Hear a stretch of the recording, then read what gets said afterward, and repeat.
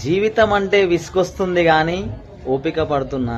ఎందుకంటే ఈ రోజులా రేపు ఉండదు, రేపులా ఎల్లుండి ఉండదు.